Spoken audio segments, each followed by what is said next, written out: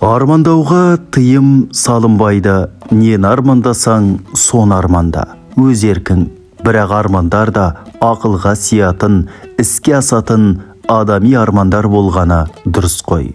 Көрпеңе қарап көсілдегендей өз басым жұпыны тірлікке әбден үйренгем.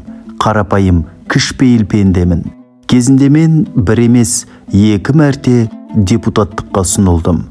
Ұсынылып қана қойған жоқпын, сайландым да. Үшінші рет сайлануға да мүмкіндігім болатын, оған бармадым. Шүкіршілік еттім. Шынын айтсам, депутаттық менің өңім түгіл түсіме кірмеген дүние еді. Ойламаған жерден жоғарғы кеңестің депутаты боп шыға келдім. Тіпті президиум мүшесі болдым. Қонаевтың жанында отырған кезім болды. Болды.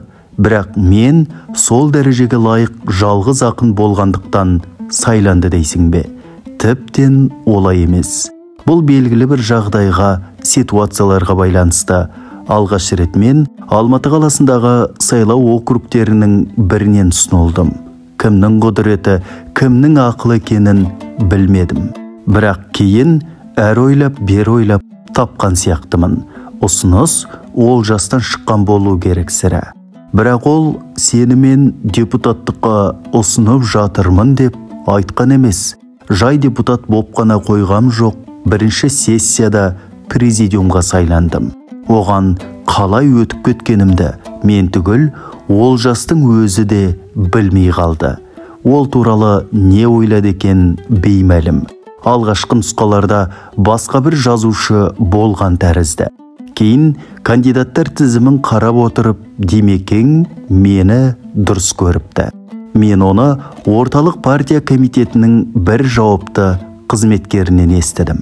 Өмір ерімдері деген осы. Бірде сүйреп апарып су түбінен бірақ шығарса, бірде сол тұңғиықтан суырып алып, абырой биігіне отырғыза салады.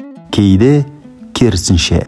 Әр нәрсенің бір себебі болады. Сол сайланған жылы бірінші сессия өтпей тұрып, 8 наурыз күні опера және балет театрында халықаралық әйелдер күніне арналған салтанатты жиналыс болды. Сол жиында қалалық партия комитетінің тапсырмасымен маған сөйлеуге тура келді. Олар мені 2 жылдан бері қолқалап сөйлете алмай жүрген. Мен қайта-қайта бас тартып, бірінде Тұманбай, бірінде Мұхтар Шаханов сөйлегенді. Бұл жолы бас тартуға мүмкіндік болмады. Қалалық партия комитетінің идеология саласын басқарып отырған хатшынымыз Шәріп Омаров осы жолы жалтармай сөйлеп беріңізші бір. Небәрі 3 минуттық лебіз ғой, қиналмаңыз. Бір ғана өтініш, сөз арасында Димекең туралы бірер ауыз жылы ниет, ыстық ықылас білдірсеңіз жақсы болар еді. Сөзіңіздің мәтінін бізге алдын ала көрсетіп алуды ұмытпаңыз тек деп ескерткенді. 1-2 күннен кейін дайындалған қысқа сөзімді әкеп таныстырдым.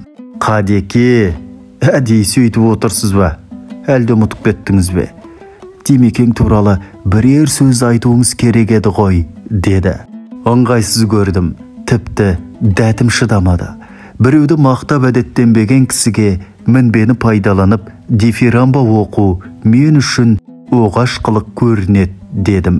Бірақ хатшы айтқанынан қайтпады. Қайта отырғызып, қайта жаздырды. Менікі этикалық принцип.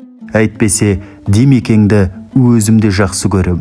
Әсіресе біреу-міреу 2 көзін жұмып алып, толы жұрттың алдында мадақтай жөнелгенде 2 беті оттай лаулап, Димекең жанын қоярға жер таппайтын.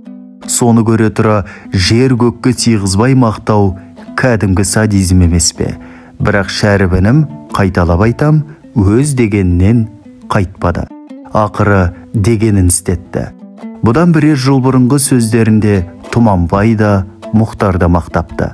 Бірақ қалай мақтады білмеймін. Әдебиет теориясында мадақтау деген жанр бар. Оны дифирамба дейді. Мадақтау объектісіне қанша байланысты болса, мадақтаушыға да сонша байланысты. Тігісін жатқызып айта білсең, ол да сен де ұялмайтындай сөз тапсаң, оған не жетсін. Бәрбір мақтауға мәжбүр болғаннан кейін абыройлы шығуға тырыстым. Қазір осы жазып отырған сәтімде сол дайындаған сөзім түгел есімде жоқ. Бірақ бір жерде сақтаулы болу керек. Тапсам, кітаптарының біріне кіргізермін. Ол сөзде алдымен мадақтағаным Алматының қыз келіншектері болды. Олар бұл әдемілігін қоймаса, дүние жүзінің назары Алматыға ауады. Ал Алматының өзі соңғы жылдары мүлдем сұлуланып кетті. Оның көшелері, даңғылдары, гүлзар бақтары, көздің жауын алатын сәулеті, келім-кетімді қонақтардың көңілін бірден баурап алады. Алматы шынында да әдемі және қымбат.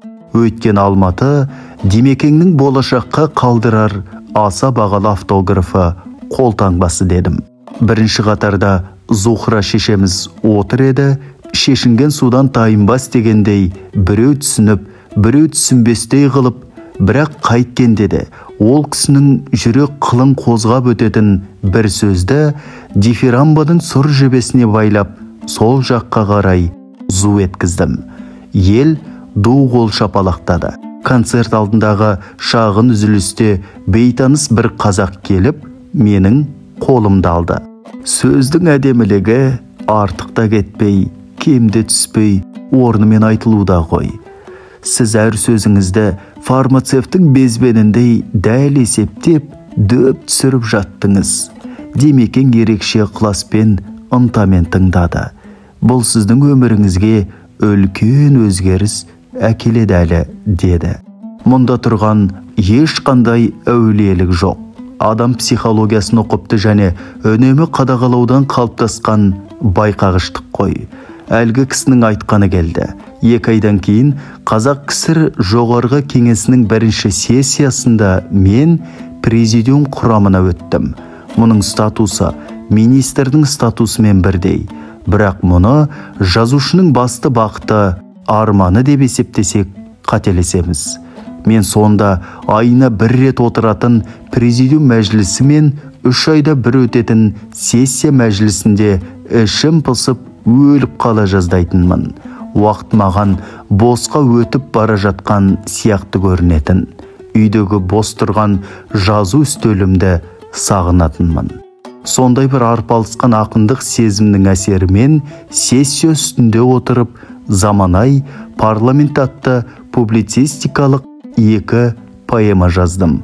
Кейбіреулер маған, сіз осы сөйлемейсіз ғой, неге деп жиі сұрақ қоятын.